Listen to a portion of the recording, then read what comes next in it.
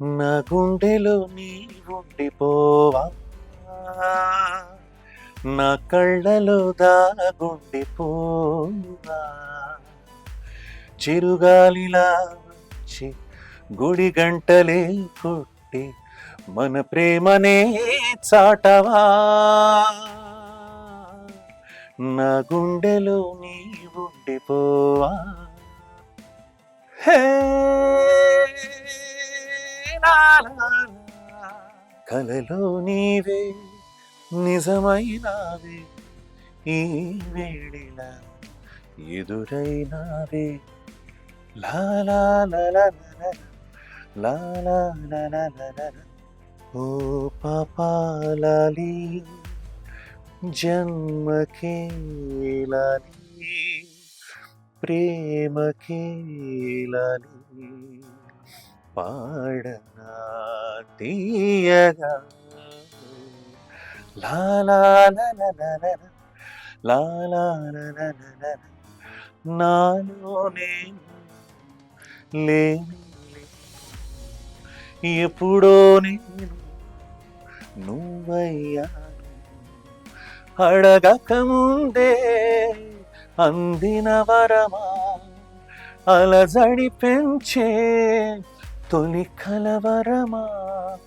ప్రేమ ప్రేమ ఇది నీ మహిమ.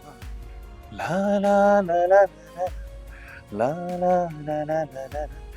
నా హృదయం ఎటువైపు వెళుతున్న నీ రూపమేనే, నా నయనం ఎటువైపు చూస్తున్న నీ కోసమేలే. నా పాటలో పల్లవి కావాలి, నా ఎదలో మెదిలే కథలే పాడాలి పాడాలి పాడాలి పాడాలి. Hi hello welcome to Andhraprabha. This is Tejaswi. ముందుగా ఆంధ్రప్రభ ప్రేక్షకులందరికీ కూడా శ్రీ క్రోధినామ సంవత్సర ఉగాది శుభాకాంక్షలు. ఈరోజు ఫెస్టివల్ సందర్భంగా ఒక స్పెషల్ గెస్ట్ వచ్చారు. సో ఆయన మల్టీ టాలెంటెడ్ పర్సన్ అనమాట. యాక్టింగ్ చేస్తారు, సింగింగ్ ప్లస్ డబ్బింగ్ కూడా చేస్తారు. సో తను మరెవరో కాదు, సింగర్ సందీప్ గారు. ఆలస్యం చేయకుండా సందీప్ గారితో మాట్లాడదాం. హాయ్ సందీప్ గారు, హాయ్ హాయ్ తేజస్వి, ఎలా ఉన్నారు? I'm good. ముందుగా మీకు కూడా క్రోధినామ సంవత్సర థ్యాంక్ ఉగాది యూ, థ్యాంక్ శుభాకాంక్షలు. You so much. మీకు అలాగే అందరికీ కొత్త క్రోధినామ సంవత్సర శుభాకాంక్షలు. కొంచెం పలకడానికి కష్టంగా ఉంది, కానీ ఈ సంవత్సరం నాకు తెలిసి క్రోధాన్ని తగ్గించుకోవాలి మనం అందరం అన్నదానికి ప్రతీక అనుకుంటా. సంకేతం. So let's all try to reduce our anger. అందరినీ కొంచెం యాజ్ మచ్ యాజ్ ప్రేమించడానికి ట్రై చేద్దాం. ఓకే. తప్పకుండా. సందీప్ గారు, నేను ఫస్ట్ క్వెషన్ ఏం అడగాలనుకున్నానంటే, మీ సాంగ్ 'నా గుండెలో నీవు ఉండిపో' ఆ సాంగ్ చాలా సూపర్ డూపర్ హిట్ అయిపోయింది. అయితే రీసెంట్‌గా 'నువ్వు నేను' మూవీ కూడా రిలీజ్ అయింది. సో, ఎలా ఫీల్ అయ్యారు? మళ్ళీ మూవీ ఇన్ని సంవత్సరాల తర్వాత రిలీజ్ అయ్యి మీ సాంగ్ థియేటర్‌లో మరొకసారి వచ్చినప్పుడు? నేను యాక్చువల్లీ విన్నాను, వెళ్ళలేదు, చూడలేదు, కానీ రిలీజ్ అన్న కాన్సెప్ట్ ఈ మధ్య చాలా అవును, ట్రెండింగ్‌లో ఉంది. ప్రాచుర్యంలో ఉంది. అయితే ఆ కోవలో నువ్వు నేను కూడా రిలీజ్ అవ్వడం అండ్ కొన్ని వీడియోస్ చూసాను. ఆ పాట ప్లే అవుతున్నప్పుడు అన్ని కాగితాలు ఎగిరేయడం అవన్నీ. సో ఇట్ ఫీల్స్ చాలా హ్యాపీగా ఫీల్ అవుతుంది. ఎందుకంటే స్టిల్ ఎన్ని ఆల్మోస్ట్ లైక్ 18-20 ఇయర్స్ ముందు సినిమా, ఇప్పుడు కూడా ఆ పాటకి అంత ఆదరణ ఉంది. అండ్ నన్ను కూడా ఎప్పుడు పిలిచినా కూడా ఆ పాట తప్పకుండా పాడమంటారు. ఓకే. సో అది చాలా నాకు ఆనందం ఇస్తుంది అనమాట. ఒకసారి ఆ సాంగ్ పాడతారా? నా గుండెలో నీవుండిపోవా, నా కళ్ళలో దాగుండిపోవా, చిరుగాలిలా వచ్చి గుడి గంటలే కొట్టి మన ప్రేమనే చాటవా, నా గుండెలో నీవుండిపోవా, నా హృదయం ఎటువైపు వెళుతున్న నీ రూపమేనే, నా నయనం ఎటువైపు చూస్తున్న నీ కోసమేలే. నా పాటలో పల్లవి కావాలి, నా ఎదలో మెదిలే కథలే పాడాలి పాడాలి పాడాలి పాడాలి. నీ కళ్ళలో నన్నుండిపోని, నీ గొంతులో రాగాన్ని కాని, సిరివెన్నెలై వచ్చి కనురెప్పలే తెరచి మన ప్రేమనే చూపని నీ కళ్ళలో నన్నుండిపోని. వావ్! నాకు చాలా హ్యాపీగా ఉంది. అంటే థ్యాంక్ యూ. ఆ సాంగ్ పాడిన సింగర్‌తో ఇన్ని సంవత్సరాల తర్వాత నేను లైవ్‌లో సాంగ్ వింటున్నాను. Thank you so thank you much. So much Sandeep గారు. మచ్. అసలు ఈ సాంగ్ పాడినప్పుడు ఇంత హిట్ అవుద్ది అని చెప్పి మీరు అనుకున్నారా? ఇంత పేరొస్తది అని చెప్పి? నేను యాక్చువల్లీ అనుకోలేదు. నేను టోటలీ బ్లాంక్ మైండెడ్. కానీ ఆర్‌పి పట్నాయక్ గారు పాట పాడే ముందరే ఓకే. అసలు మైక్ దగ్గరికి వెళ్ళిన వెంటనే ఆయన వస్తారు కదా! వచ్చిన తర్వాత కొంచెం బ్రీఫ్ చేస్తారు కదా! అప్పుడే అన్నారు. హ్మ్. ఈ పాట చాలా పెద్ద హిట్ అవుతుంది. ఓకే. కొంచెం మంచిగా దగ్గరకు చాలా కాన్షియస్‌గా మంచిగా పాడన్నారు. నేనప్పుడు అనుకున్నాను. ఓకే. పెద్ద హిట్ అవుతుంది అని అలా ఎలా అనుకోవడం జరుగుతుంది అని. కానీ దాని తర్వాత ఎప్పుడైతే పాట హిట్ అయిందో then I was very thankful to him and చెప్పారనమాట. చెప్పాను కదా! హిట్ అవుతుందని. అండ్ మోరోవర్ ఏంటంటే ఈ హోల్ మూవీలో ఒక చాలా ఇంపార్టెంట్ జంక్చర్‌లో వస్తుంది ఈ పాట. హ్మ్. ఎప్పుడైతే ఈవెన్ మీరు పోస్టర్స్ చూసినా కూడా హ్మ్. వాళ్ళిద్దరి బ్లాక్ డ్రెస్‌లో ఉన్న అవును. పోస్టర్ కూడా ఈ పాట మనకి సంబంధించిన ఫోటోసే. So, because of that main juncture, ఆ మెయిన్ రొమాంటిక్ డ్యూయెట్ ఏదైతే ఉందో సినిమా ఈ పాట అయిన వెంటనే ఇంటర్వల్ అయిపోతుంది. హ్మ్. సో, దానివల్ల కూడా ఒక చాలా మంచి పేరొచ్చింది. And very very thankful to RP Patnaik గారు for having his judgement and ఇంత మంచి సాంగ్ ఇచ్చినందుకు. ఇది ఎన్నో సాంగ్ సందీప్ గారు మీది? నేను ఆహ్, 'చిత్రం' 'చిత్రం' మూవీలో ఫస్ట్ పాడిన మూవీ కదా! మొట్టమొదటి పాట. హ్మ్. ఆ తర్వాత 'ఫ్యామిలీ సర్కస్' పాడాను. ఆ తర్వాత 'రామ చిలకమ్మ' పాడాను. అన్నీ ఆర్‌పి గారికే పాడాను. ఓకే. ఇవన్నీ ఆర్‌పి గారివే. దాని తర్వాత 'నువ్వు నేను' నాలుగో పాటనమాట ఓకే. ఆల్‌మోస్ట్. ఈ మధ్యలో డివోషనల్ సాంగ్స్ బాగా పాడాను. కానీ ఓకే. మూవీ సాంగ్ ప్రకారం చూస్తే this is the fourth movie song. Okay. Yah! డివోషనల్‌వి నార్మల్‌గా బయట private yah! Private devotional songs అది రెగ్యులర్ రికార్డింగ్ అవుతూ ఉండేవి. మీరు మూవీ సాంగ్స్‌కి ఫస్ట్ రికార్డింగ్ చేసారా? లేదంటే అంతకుముందు రికార్డింగ్ చేసినవేమైనా ఉన్నాయా? నా మొట్టమొదటి రికార్డింగ్ మైక్ దగ్గరికెళ్ళడం, ఇంకా స్టూడియోలో వెళ్ళడం అన్నది నాది సాయిబాబా డివోషనల్ సాంగ్ అది. And at the same time మా గురువుగారు శోభారాజ్ గారు అసలు ఫస్ట్ అండ్ ఫార్‌మోస్ట్ నా ఫస్ట్ సాంగే సాయిబాబా గణపతి పాటతో అయింది. ఓకే. ఆవిడ సత్యసాయి బాబా మీద ఒక డివోషనల్ ఆల్బమ్ చేశారు. హ్మ్. సో, దాంట్లో ఆవిడ పాడితే వెనకాల భజన్ పాడేటట్టుగా అనమాట. Okay. So, that was my first recording. And ఇంకొకటి సాయిబాబా ఆల్బమ్. అది కూడా దట్ వాస్ మై ఫస్ట్. ఇలా ఫస్ట్ రికార్డింగ్ బాబాతో స్టార్ట్ అయ్యి స్టార్ట్ అయింది. బాబాతో స్టార్ట్ అయింది. గణపతిని బాబాని గణపతి రూపంలో చేసే పాటే మొట్టమొదటి పాట. ఓకే. సో, మంచి అనుకోకుండా బ్లెస్సింగ్ అనుకోవచ్చు. యాహ్! అనుకోకుండా జర్నీ అలా స్టార్ట్ అయింది. బట్ మూవీ వైస్‌గా 'చిత్రం' వాస్ ద ఫస్ట్ మూవీ అన్నమాట. అసలు మీకు ఈ కెరియర్‌లోకి రావాలని, సింగర్ అవ్వాలని చెప్పి ఏ ఏజ్‌లో నుండి అనిపించేది? నాకు తెలిసి మా అమ్మ చెప్తూ ఉంటారు. 5, 6 ఏళ్ళు అన్నట్టు. సో, ఆ టైం నుంచే పాడుతూ ఉండేవాడిని. అయితే నాకెక్కువ ఇన్‌స్పిరేషన్ మా అన్న. ఆయన పేరు ఓకే. శిరీష్. మా ఇద్దరి మధ్యలో 7 ఇయర్స్ గ్యాప్ అన్నమాట. ఓకే. సో, తను పాడుతూ ఉండేవాడు. సో, మేము భోపాల్‌లో ఉండేవాళ్ళం. ఓకే. మధ్యప్రదేశ్‌లో. సో, అక్కడ తను హిందీ పాటలు ఎక్కువ పాడుతూ ఉండేవాడు. హ్మ్. తనని చూసి నేను కూడా తనతో పాటు పాడడం, డ్యూయెట్స్ పాడడం మేమిద్దరం. కొన్ని పాటలైతే తను 'స్వాతి ముత్యంలో' పాట 'మనసు పలికే మౌన హ్మ్. గీతం' అది తను మేల్ సాంగ్‌లో, నేను ఫీమేల్ సాంగ్‌లో, జానకి గారి వాయిస్‌లో నేను. ఓకే. అప్పుడు నాకు చాలా ఫీబుల్‌గా ఉండేది వాయిస్. సో, దాంట్లో ఇంకా కొంచెం వాయిస్ మార్చి అలాగా అలా పాట జర్నీ స్టార్ట్ అయింది. అయితే అలా స్టార్ట్ అయ్యి దాని తర్వాత కాంపిటీషన్స్ పార్టిసిపేట్ చేస్తూ అండ్ ఇక్కడికొచ్చిన తర్వాత హైదరాబాద్ వచ్చిన తర్వాత శోభారాజ్ గారి దగ్గర హనుమాచార్య కీర్తనలు నేర్చుకోవడం ప్రారంభించాను. తెలుగు సాంగ్స్ పైన అసలు ఇంట్రెస్ట్ ఎప్పుడొచ్చింది మీకు? నాకక్కడ భోపాల్‌లో ఉన్నప్పుడే తెలుగు సాంగ్స్ మీద ఎక్కువ ఇంట్రెస్ట్ ఉండేది. ఓకే. ఎందుకంటే అక్కడ నేను ఈవెన్ దో మా అన్న హిందీ పాటలు ఎక్కువ పాడుతుండేవాడు. ఓకే. తెలుగు పాటలు ఎక్కువ టచ్ చేసేవాడు కాదు.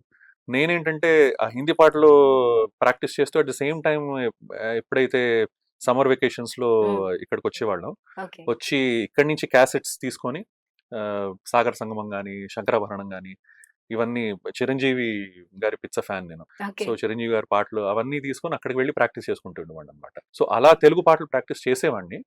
అయితే అక్కడ ఉండేటప్పుడు కాంపిటీషన్ ఎక్కువ హిందీ పాటలయ్యేవి. So, okay. అనూప్ జలోటా గారి భజన్స్ ఎక్కువ పాడేవాడిని. ఓకే. అనూప్ జలోటా గారి భజన్స్ స్టార్ట్ చేసి అలాగే కాంపిటీషన్స్‌లో నాకు చాలా ప్రైజెస్ వచ్చాయి. So, okay. బట్ ఇక్కడికొచ్చిన తర్వాత అప్పుడు తెలుగు పాటలు యూజ్ చేయగలిగే ఒక అవకాశం దొరికిందనమాట. ఓకే. అప్పుడు మీ నేర్చుకున్నాను. ఫేవరెట్ సింగర్ ఎవరు? నా ఫేవరెట్ సింగర్ నాకు నాకెప్పుడు ఒక సెట్ ఆఫ్ సింగర్స్ చెప్తాను నేను. Okay.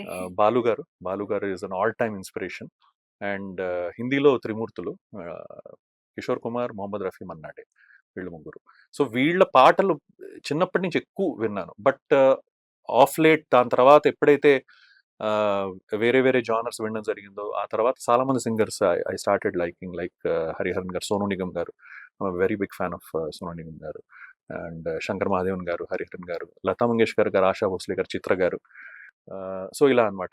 I listen to each and every singer. Okay. వాళ్ళ క్వాలిటీస్ ఎంబైబ్ చేసుకోవడానికి ట్రై చేస్తాను. కానీ నా ఫౌండేషన్ వీళ్ళు నలుగురు అనమాట. మీ ఫేవరెట్ సింగర్ బాలు గారు ఉన్న స్టేజ్‌లో 'పాడుతా తీయగాలో' మీరు పార్టిసిపేట్ చేసినప్పుడు ఎలా అవును. ఫీల్ అయ్యారు? బాలు గారు తో పని చేయడం అన్నది చాలా చాలా అది మర్చిపోలేని మెమరీ అది. ఎందుకంటే ఆయన్ని ఐడలైజ్ చేసి చిన్నప్పటి నుంచి ఆయన్నే ఆయన పాటలు వినే, ఆయన భక్తిలోనే పెరిగి సడన్‌గా ఆయన చేసే కార్యక్రమంలో ఆయన దగ్గరే నించొని పాడాలి అంటే ఆల్మోస్ట్ కాళ్ళు వణికిపోయాయి నాకు. అయితే మొట్టమొదటిసారి నేను ఆయన్ని కోదండపాణి స్టూడియోస్‌లో మా గురుగారు శోభారాజ్ గారి చెప్పాను కదా ఆల్బమ్ హ్మ్. రికార్డింగ్ అని. ఆ ఆల్బమ్ రికార్డింగ్ అక్కడే జరిగింది. ఓకే. అక్కడ జరిగినప్పుడు అప్పుడు బాలు గారు ఆ స్టూడియోలో 3, 4 రోజులు రికార్డింగ్ అవుతూ ఉండేను. ఫస్ట్ 2, 3 డేస్ రాలేదాయన. ఓకే. వినిపించలేదు ఆయన ఉన్నారని. అయితే ఫోర్త్ డే ఆయనొచ్చారు అన్న అలికిడి వినిపించింది. ఐ వాస్ లైక్ అరే! ఆయన్ని కలవాలి అన్న ఒక భావన కలిగింది. ఆ తర్వాత అక్కడ పక్కన ఒక రూమ్‌లో ఆయన డబ్బింగ్ చెప్తున్నారు అని తెలిసిన వెంటనే నేను మధ్యలో రికార్డింగ్ మధ్యలో అలా వెళ్ళి ఆ స్టూడియో లోపల ఇలా చిన్న కన్నం ఉంటుంది కదా డోర్‌లో. హుహు. ఆ డోర్‌లోంచి అలా తొంగి చూస్తే ఆయన కమల్ హాసన్ గారికి డబ్బింగ్ చెప్తున్నారు. ఓకే. అది 'అవ్వై షణ్ముఖి' మూవీ. హ్మ్. So he was telling dubbing in female voice. హుహు. ఓకే. సో ఆ ఫీమేల్ క్యారెక్టర్ ఉంటుంది. హ్మ్. "ఏమిటివే ఆ! అవన్నీ అవును. ఎందుకు చేస్తున్నావు?" సో అది ఆయన డబ్బింగ్ చెప్తున్నప్పుడు నేను I was like zapped, shocked అలా చూస్తూ ఉన్నానన్నమాట. ఎలా చెప్తున్నారు ఇది? ఒక ఒక పక్కన మెయిన్ వేరే కమల్ హాసన్ వాయిస్ ఒక లైన్ చెప్పేశారు. హ్మ్. చెప్పిన తర్వాత ఆమె లైన్ వచ్చేటప్పటికి టోటల్‌గా వాయిస్ మార్చేసి he was telling that dubbing. I was అలాగే చూస్తూ ఉండిపోయానన్నమాట. అలా చూస్తూ ఉన్నాను. దాని తర్వాత టక్కున మళ్ళీ పిలుపొచ్చింది. మళ్ళీ పరిగెట్టి హ్మ్. వెళ్ళిపోయాను. ఆ తర్వాత రికార్డింగ్ అయిన తర్వాత ఆయనొచ్చారు. మేడం మా గురుగారిని పరిచయం చేయించారు ఆయనతోటి. ఇలా సందీప్ అండి పాడతాడు అంటే, ఇప్పుడే కళాదండం పెట్టాను.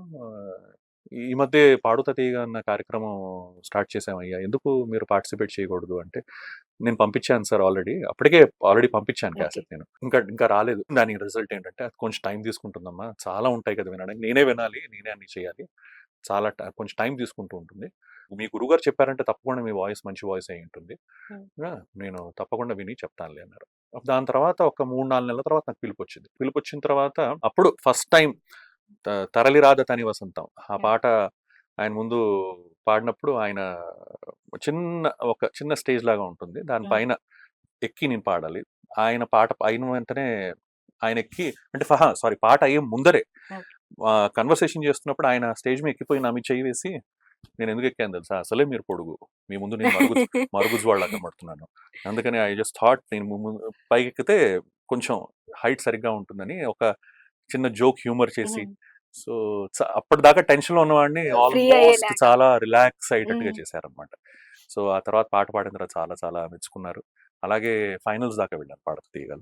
Okay. So, that was a very memorable journey. ఆ ఎక్స్‌పీరియన్స్ అంతా ఎలా అనిపించేది? బాలు గారితో అంత టైమ్ స్పెండ్ చేయడం? ఒకటండి, బాలు గారు నాకు తెలిసి మన సినిమా ఇండస్ట్రీలో వచ్చిన ఎందుకంటే నాకు ముందు సింగర్స్ నాకు తెలుసు గానీ నేనెప్పుడు ప్రత్యక్షంగా పరిచయం లేదు, తెలీదు కాబట్టి. కానీ ఉన్న సింగర్స్‌లో నాకెవరెవరైతే సింగర్స్ పరిచయం ఉందో వాళ్ళలో బాలు గారు ఎంత యూనిక్ పర్సనాలిటీ అంటే హి ఈజ్ ఒక డివైన్ పర్సోనా ఆయనది. ఆయన కేవలం పాటే కాదు, ప్రతి మనిషితో ఎలా మాట్లాడాలి, ప్రతి మనిషిని ఎలా అర్థం చేసుకోవాలి, ఏ ఏ ప్లేస్‌లో ఎలాగా మనం బిహేవ్ బిహేవ్ చేయాలి, చేయాలి. And at the same time knowledge వైస్‌గా ప్రతి చిన్న అంటే ఈవెన్ ఒక స్పాట్ బాయ్ గాని, ఈవెన్ ఒక అలా నీళ్లు తెచ్చే ఒక మనిషితో గాని, పెద్ద మనిషితో గాని ఇద్దరితో ఒకటేలాగా బిహేవ్ చేస్తారాయన.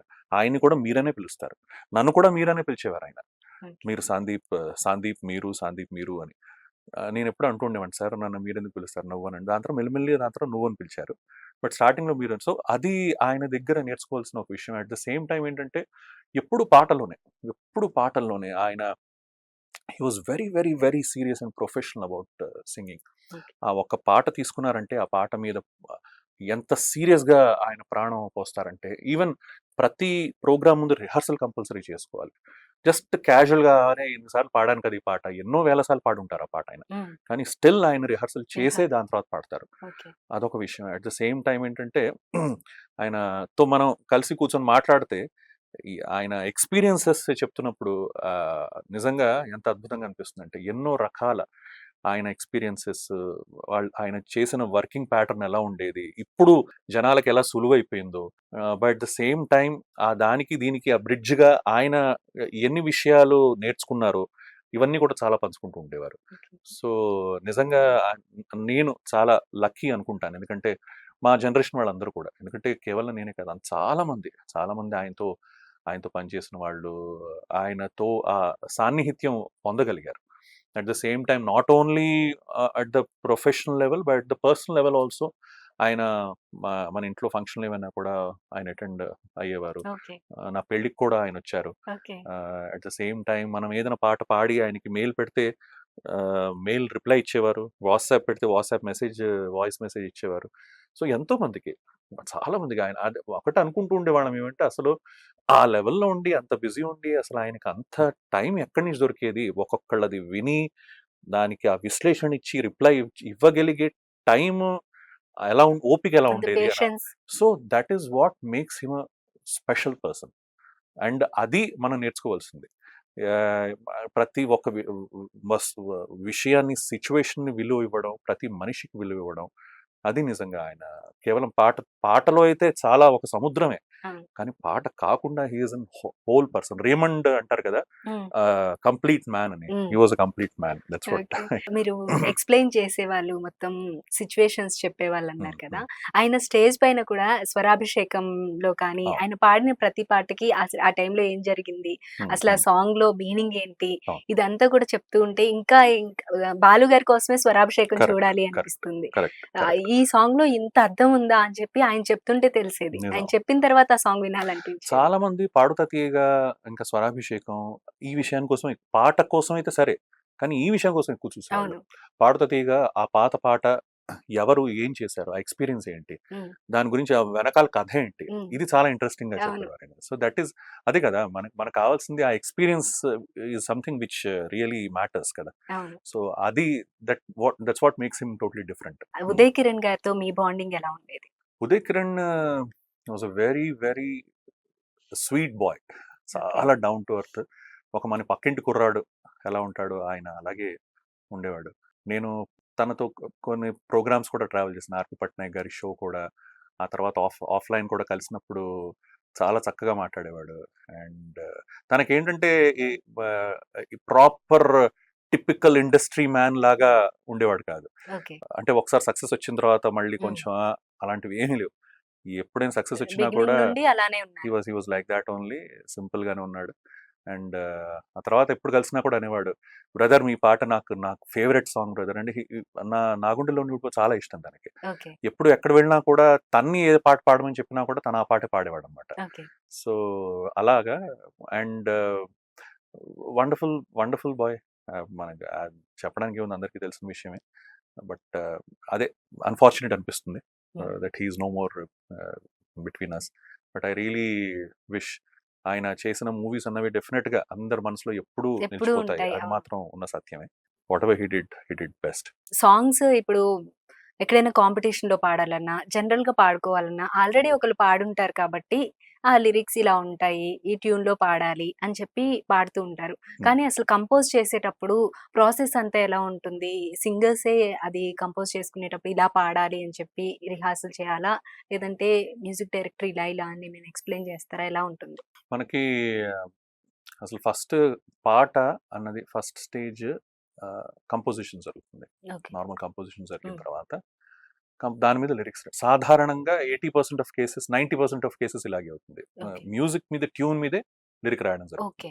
కొన్ని రేర్ సందర్భాల్లో కొంతమంది సిట్యుయేషన్ పరంగా లేకపోతే కొంతమంది నాకు లిరిక్ పరంగా ఇదే ముందర నాకు ఇష్టం అని అంటే దాని మీద కంపోజిషన్ చేయడం జరిగేది. ఓకే. సో ఆ పాట ఒకసారి రెడీ అయిన తర్వాత ట్యూను అండ్ లిరిక్స్తో పాటు రెడీ అయిన తర్వాత అప్పుడు సింగర్ వచ్చి మ్యూజిక్ డైరెక్టర్ సింగర్కి నేర్పించడం. సింగర్కి నేర్పించిన తర్వాత ఆ సింగర్ తన భావాలలో అసలు ఫస్ట్ సిచ్యువేషన్ అర్థం చేసుకొని దానికి తగిన భావం ఏదైతే ఉందో డిస్కస్ చేసి ఇలాగైతే సరిపోతుందా, ఇలా ఇలా అయితే ఓకేనా అని డిస్కస్ చేసి ఆ తర్వాత ఆ ట్యూన్లో కూడా కొన్ని మెళకువలు ఏదైనా ఉంటే సింగర్ తరఫు నుంచి కూడా కొన్ని ఇన్పుట్స్ ఇవ్వడం జరుగుతుంది. మేము కూడా ఈ గమకం ఇలా వేస్తే బాగుంటుంది కదండి, లేకపోతే దీనికి ఏదైనా ఇంప్రూవైజేషన్ చేయొచ్చా, లేకపోతే దీన్ని కొంచెం తగ్గించచ్చా, ఏదైనా అలా అడిగితే చాలా సందర్భాల్లో మ్యూజిక్ డైరెక్టర్స్ ఓకే ఫ్లెక్సిబుల్గా ఉంటారు. కొన్ని కొన్ని సందర్భాల్లో ఉండకపోవచ్చు. లేదు యాజ్ ఇట్ ఈజ్ నాకు నాకు కొన్ని కొన్ని ఇదే కట్టుకట్టిలాగే కావాలి, ఓకే. దీంట్లో ఏం మార్పు చేర్పు చేయొద్దు అంటారు. సో అలాగా స్టార్ట్ అయ్యి దాని తర్వాత రికార్డింగ్ చేసిన తర్వాత ఇప్పుడైతే మనకి కట్ వచ్చేస్తుంది. నేను స్టార్ట్ చేసినప్పుడు ఆల్మోస్ట్ చరణం ఒక పల్లవి ఒక చరణం మ్మ్. తీసుకునేవాళ్ళం ఓకే. Single take. పల్లవి పల్లవి తీసుకొని ఒక పల్లవి మొత్తం, దాని తర్వాత చరణం తీసుకొని మళ్ళీ చరణం. కానీ దాని తర్వాత తర్వాత తర్వాత తర్వాత ఒక్కొక్క లైన్ ఒక్కొక్క వర్డ్ ఓకే. అక్కడ దాకా వచ్చేసింది. సో టెక్నాలజీ బాగా పెరిగిపోయింది ఇప్పుడు. So you can do magic. ఇప్పుడు ఏఐ వచ్చిన తర్వాత అయితే ఇంకా మ్మ్. అసలు ఎక్కడికి వెళ్తుందో అర్థం కావట్లేదు. నాకు పర్టికులర్‌గా ఇలానే కావాలి అని చెప్పి చాలా గట్టిగా చెప్పే మ్యూజిక్ డైరెక్టర్ ఎవరు? వచ్చే అనుకున్నది వరకు అనుకున్నట్టుగా కావాల్సి ప్రాక్టీస్ అనుకోనేది చేపించి. ఆర్పి పట్నాయక్ గారు. ఓకే. ఆయన ఎక్స్ప్రెషన్ ఏదైతే ఉందో, ఎందుకంటే he being himself a singer, hmm. ఆయన ఆల్రెడీ పాడేస్తారు ట్రాక్ పాడేసి యాజ్ ఇట్ ఈస్ ఈ ఫీలే దిస్ హ్యాస్ టు కమ్ అంటే okay. It should match okay. Exactly తను పాడిన ఫీల్. అండ్ ఆ రకంగా ఆ, నాకు ఫ్యామిలీ సర్కస్ పాట చాలాసేపు పట్టింది యాక్చువల్లీ, ఎందుకంటే కొంచెం అర్థం చేసుకోవడం. ఆయన ఆ, అంటే అది రొమాంటిక్ పాట, నవ్వుతూ పాడాలి. ఫస్ట్ స్టార్టింగ్ డేస్ కదా, అప్పటికి ఇంకా నాగుండెలో రాలేదు. ఫస్ట్ మ్మ్. అప్పటికి చిత్రం పాడాను. మ్మ్. That was almost second song that was. Okay. So ఇంకా లెర్నింగ్ స్టేజ్లో ఉన్నాను. అప్పుడు ఆయన ఆ, చెప్పారు అది స్మైల్ చేసి పాడాలి, కొంచెం స్మైల్ వినిపించాలి, ఓకే. కళ్ళు మూసుకున్న వెంటనే, ఎందుకంటే ఇయర్ ఫోన్స్ పెట్టుకున్న వెంటనే చూడకుండా ఉంటే నీ స్మైల్ అనేది పాటలో వినిపించాలి. మ్మ్. అది ట్రై చేశాను, చాలా ట్రై చేసిన తర్వాత దాని తర్వాత ఆయనే వచ్చి దగ్గర ఒక పని చేద్దాం, ఇలా put your mouth like this. Okay. So for suppose కలలో నీవే నిజమైనావే ఈ వేళిలా ఎదురైనావే, ఇది ఉంది కదా, ఇది ఒకవేళ కలలో నీవే నిజమైనావే ఈ వేళిలా ఎదురైనావే, ఇలా పాడేటప్పటికి అవుట్పుట్ లో వినేటప్పుడు కూడా నా కళ్ళు మూసుకొని వింటే అవునరా డిఫరెన్స్ ఉందిరా అనిపించింది అనమాట. Okay. So that's how it was. So ఆ ప్రతి ఒక్క మ్యూజిక్ డైరెక్టర్ గా ఆయన దగ్గర చాలా నేర్చుకోవడం జరిగింది. అండ్ కోటి గారి దగ్గర కానీ, దేవిశ్రీ ప్రసాద్ గారి దగ్గర కానీ. సో అలా ప్రతి each music director has got something to teach different. కొత్తగా. So that was the experience అనమాట. మీ ఫస్ట్ సాంగ్ 'చిత్రం' మూవీలోదే 'కుక్క కావాలి' సాంగే చాలా డిఫరెంట్ గా ఉంటుంది. అవును, హార్డ్ గా అనిపించలేదా మీకు అప్పుడు అది పాడేటప్పుడు? అది యాక్చువల్లీ నేను ఆ, అనుకోకుండా ఫస్ట్ టైం వెళ్ళడం జరిగింది. ఆ పాట was one of the songs. First నన్ను పిలిచింది ఊహల పల్లకిలో పాడడానికి. ఓకే. ఊహల పల్లకిలో పాడడానికి పిలిచారు. కానీ ఆ పాట నేర్చుకున్నంత రెడీ అయిపోయాను. కానీ లాస్ట్ మూమెంట్లో some changes happened and Nihal garu పాడుతున్నారు అని చెప్పడం జరిగింది. దాని తర్వాత ఇంకొక పాట ఇచ్చారు నాకు. ఓకే. సో ఏకాంత వేళ. సో ఏకాంత వేళ అండ్ కుక్క కావాలి, ఇవి రెండు ఉన్నాయి. ఓకే. ఏకాంత వేళ పాడేశాను, కుక్క కావాలి రెండు పాడేసి. కుక్క కావాలి జనరల్గా ఏంటంటే ఆ, ఆ, కొంచెం అవన్నీ వస్తాయి కదా మధ్యలో, నేరేషన్స్, different. అవును. బుర్రకథ ఆ టైప్ లో అంతా. సో నాదేంటంటే ఉత్తేజ్ గారికి నా వాయిస్. ఆ. నేను ఇది ఏకాంత వేళ పాడేశాను. ఏకాంత వేళ పాడేసి వెళ్ళిపోయాను అనమాట. ఇప్పుడు బెంగళూరు చదువుకుంటున్నాను ఇంజనీరింగ్. ఓకే. పాడేసిన తర్వాత ఇంజనీరింగ్ వెళ్ళిపోయిన తర్వాత నాకు అప్పుడు హాఫ్ ఇయర్లీ ఎగ్జామ్ స్టార్ట్ అయ్యాయి.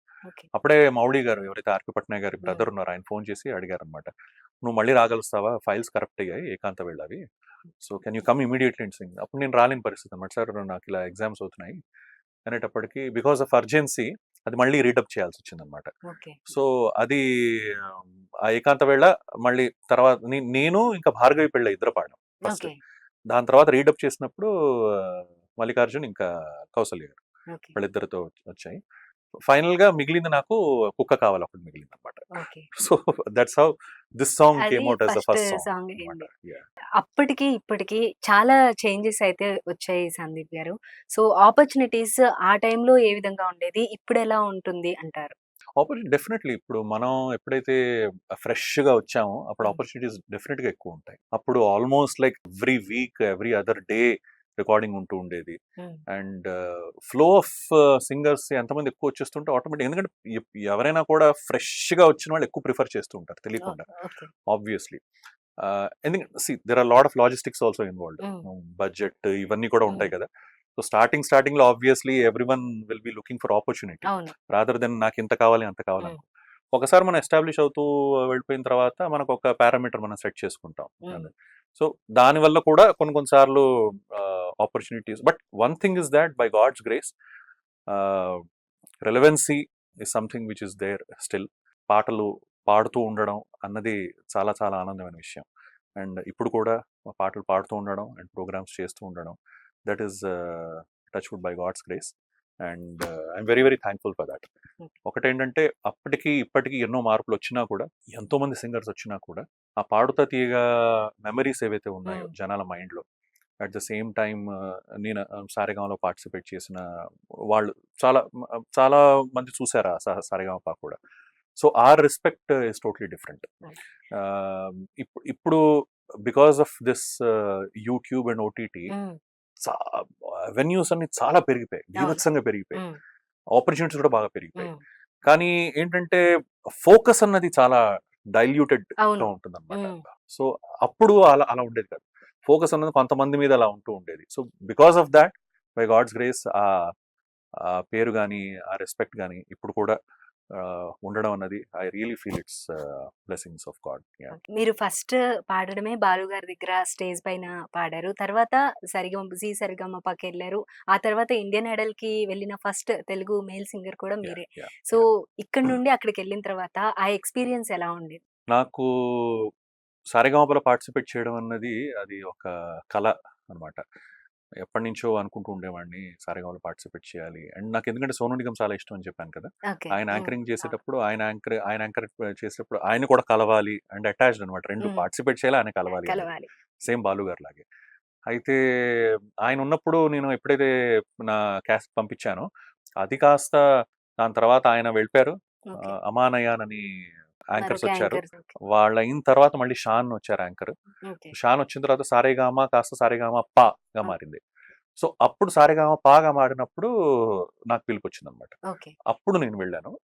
అప్పుడు in that series I was the first person from south to go there and participate. And ఆ తర్వాత ఆయనతో పార్టిసిపేట్ చేయడం 7 ఎపిసోడ్స్ హ్మ్. గెలిచాను నేను. 7 okay. Episodes Wimbledon kind of pattern ఉండేదన్నమాట. ఓకే. ఇద్దరు పార్టిసిపెంట్స్, ఇద్దరు మేల్ ఇద్దరు ఫీమేల్, వాళ్ళలో ఎవరు గెలుస్తారో వాళ్ళు ముందుకెళ్తారు, కొత్త వాళ్ళు వస్తారు, వాళ్ళిద్దరు కాంపిటీషన్ అవుతుంది, ఎవరో గెలుస్తారో ముందుకెళ్తారు, కొత్త వాళ్ళు వస్తారు, అలా ఓకే. ఉంటుందన్నమాట. పాడుతదీగా డిఫరెంట్ ఉండేది. హ్మ్. పాడుతదీగా ఇద్దరు పార్టిసిపెంట్స్ ఎవరు గెలుస్తారో వాళ్ళు పక్కన ఉంటారు, ఇంకొకళ్ళు కొత్త వాళ్ళు వస్తారు వాళ్ళకి పక్కన ఉంటారు, వాళ్ళకి మళ్ళీ సెమీఫైనల్ హ్మ్. జరుగుతుంది, ప్రీ ఫైనల్ సెమీఫైనల్ హ్మ్. అలా జరుగుతుంది. So this was a totally different concept. So అలాగా పార్టిసిపేట్ చేయడం, అక్కడ 7 ఎపిసోడ్స్ గెలవడం, అండ్ చాలా మంది మ్యూజిక్ డైరెక్టర్స్ తో పాటు అక్కడ సాంగత్యం లభించడం. రవీంద్ర జైన్ గారు లాంటి వారు ఫస్ట్ ఎపిసోడ్కి జడ్జ్గా ఉన్నారు. ఆ తర్వాత మనకి హిమేష్ రేషమియా, అప్పుడే రోజేరా ఆనంద్ రాజ్ ఆనంద్ గారు, మన సాధనా సర్గం గారు, సో ఇలా చాలా మంది పెద్ద పెద్ద వాళ్ళు, వినోద్ రాఠోడ్ గారు, వీళ్ళందరూ కూడా జడ్జిగా ఉండడం అండ్ అప్రిషియేట్ చేయడం, that was a wonderful experience అనమాట. నా కళ అన్నది సాకారం అయింది. బట్ తర్వాత సోను నిగమ్ ఉన్నప్పుడు అది కొంచెం మిగిలిపోయింది అనమాట. అది అది కాస్త మళ్ళీ తర్వాత ఇండియన్ ఐడల్లో తీరింది. హ్మ్. ఓకే. ఇండియన్ ఐడల్ వెళ్ళినప్పుడు I could meet him. Okay. And recently మొన్న బాంబే వెళ్ళినప్పుడు అనుకోకుండా ఆయన కలిశాను, ఆయన ఇంటికి వెళ్ళాను. Okay. So I was telling him about that. So అది కూడా ఆ మెమరీస్ కూడా చాలా ఫ్రెష్ అయ్యాయి అనమాట మళ్ళీ. సందీప్ గారు జనరల్‌గా వాళ్ళు మీకు ఫేవరెట్ సింగర్స్. అటువంటిది వాళ్ళతో ఒక బాండింగ్ అనేది ఏర్పడడం మీకెలా అనిపిస్తూ ఉంటుంది? చాలా చాలా అదృష్టం అండి. ఎందుకంటే సి వాళ్ళు ఎవరైతే ఆ స్థాయిలో ఉన్నారో మామూలుగా లేరు. చాలా అవును. చాలా కష్టపడి హ్మ్. ఎన్నో రాత్రులు ఎత్తించి అసలు they are on that stage after such a hard work and they are epitome of, ఒక రకంగా చెప్పాలంటే సరస్వతి వాళ్ళలోనే ఉందన్నమాట. బాలు గారిలో కానీ, సోను నిగంలో కానీ. ఆయన మొన్న కూడా వెళ్ళినప్పుడు అదే చెప్తున్నాను కదా, నాకు ఎప్పుడు కూడా ఏంటంటే టాలెంట్ అండ్ వ్యక్తిత్వం, ఇవి రెండు కలిసి ఒక ప్యాకేజ్, రెండు కలిసి హ్యాండ్ టు హ్యాండ్ ముందుకెళ్తాయి. బాలు గారిలో కూడా సేమ్ థింగ్. అంత గొప్ప అద్భుతమైన వాయిసే కాకుండా ఒక గొప్ప వ్యక్తి, వ్యక్తిత్వం. మంచి మనిషి. Hmm. Same thing Sonu Nigam అనమాట. ఆయన మొన్న వెళ్ళినప్పుడు, ఇంటికి వెళ్ళినప్పుడు కూడా ఒక విషయం నేను ఎప్పుడు అసలు మర్చిపోలేను. అదేంటంటే కిందకి డ్రాప్ చేసేటప్పుడు ఆయన చెయ్యి పట్టుకొని లిఫ్ట్ దాకా తీసుకెళ్ళి, లిఫ్ట్ నుంచి కిందకి వచ్చి చెయ్యి పట్టుకొని లిఫ్ట్ దాకా, దాని తర్వాత అక్కడి నుంచి వాళ్ళ ఇంట్లో 2 గంటలు ఉంటాయన్నమాట. 2 గంటలు కొట్టి బయటకు వచ్చి కింద గేట్ దాకా డ్రాప్ చేసి వెళ్ళడం. That is something. అంటే చిన్న విషయం, చాలా చిన్న విషయం, అవును. కానీ అది మన మనసులో ఎలా ఉండిపోతుంది, అవును. ముద్ర వేసుకుంటుందంటే. అవును. అది ఆయన కావాలని చేసి ఉంటారా? లేదు, కావాలని చేసే అవసరం ఏముంది ఆయనకి. అవును. బట్ ఏంటంటే ఆ సంస్కారం, Hmm. అన్ని చూసి, అంతమందిని చూసి, అన్ని కష్టాలు చూసి, ఒక నిజమైన మనిషి ఎలా ఉండాలి అన్నది ఒక ఎగ్జాంపుల్ బాలు గారు సెట్ చేశారు, సోను నిగమ్ గారు కూడా. So how you behave with people. అంత స్టేజ్లో వచ్చిన తర్వాత నువ్వేదో వాళ్ళకి తెలిసి ఏంటంటే ఇది నేను నా వల్ల కాదు, ఆయన దేవుడు దేవ్ దేవుడు నాకు నేనేదో సత్కర్మలు చేసుకున్నాను అండ్ ఆయన గ్రేస్ వల్ల నేను ఇలా ఉన్నాను, కానీ జనాలను ప్రేమిస్తున్నారంటే కేవలం నా వల్ల కాదు, ఆయన గ్రేస్ వల్ల అన్న ఒక విషయం వల్ల హంబల్ అయిపోతారు వాళ్ళు. సో ఆ విషయం ఏదైతే ఉందో అది మనం నేర్చుకోవాల్సిన విషయం, కేవలం పాటే కాదు, మనిషి ఎలా ఉండాలి అని నేర్చుకోవలసిన విషయం is the most important thing. అవును. బాలుగారు ఎప్పుడు అంటూ ఉండేవారు, నువ్వు ఎంత అద్భుతంగా పాడినా అది కాదు, కానీ నువ్వు you have to be a very good human being. You should be able to appreciate. ఇంకోళ్ళు అద్భుతంగా పాడితే నువ్వు అప్రిషియేట్ చేయగలగాలి. మనకు Jealousy. తెలియకుండా ఫస్ట్ జలసీ వచ్చేస్తుంది. అవును. కానీ ఏంటంటే అదే జలసీ రావడం అన్నది అది మనిషి హ్యూమన్ తత్వం, అది నేచర్. మనిషి తత్వం, దాన్ని ఆపలేం మనం. కానీ జలసీ వచ్చిన తర్వాత, ఓహో నాకు జలసీ వచ్చింది, ఇప్పుడు నేను దీన్ని ఎలా డీల్ చేయాలి, I should not let it take over me. నేను దాన్ని పక్కన పెట్టేసి I have to be little loving and appreciable అని ఆ మూమెంట్లో మన ఇన్స్టెడ్ ఆఫ్ చెప్తారు కదా స్టీఫెన్ కావేలో, instead of giving a reaction you should respond. React అయ్యే బదులు రెస్పాండ్ అయితే అప్పుడు మనకి we will be slowly transforming in to a better human being.